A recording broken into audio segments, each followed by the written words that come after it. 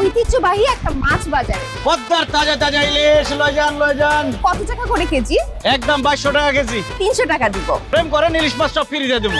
এই জেলার ঘরে জেলা কি বললি তুই? এই খবরদার, আরেকবার জেলা করলে একদম বিয়া করে বাড়ি চলে যাও কিন্তু। ঢাকা শহরে একজন বড় ব্যবসায়ী তার ছেলে আজকে তোকে বিয়ের জন্য দেখতে আসবে।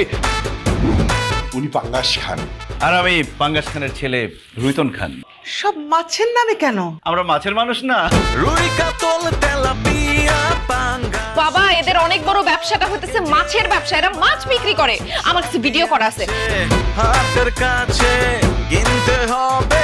মাছের গন্ধে কোনো মেয়ের সামনে গিয়ে দাঁড়াইতে পারি না। আমার সাথে প্রেম করে না, বিয়ে করা তো অনেক দূরের কথা। মাছ বিক্রি করলেও আমাদের টাকা পয়সা, বাড়ি গাড়ি, ব্যাংক ব্যালেন্স কোনো কিছুর অভাব নাই। এই বাড়ি ঘর গাড়ি কোনো কিছুই আপনাদের না, এগুলো হচ্ছে শুটিং ফ্লোর। আরে রিমু আপা, আপনি আসতেন খুব ভালো হয়েছে। ওনারে বলো তো এই গাড়ি বাড়ির মালিক কে? কে আবার তোরা? দেখতো মাছটা তাজা নাকি নষ্ট? আমার সত্যি সত্যি মনে হতেছে আপনি আসলেই একটা মাছের মানুষ।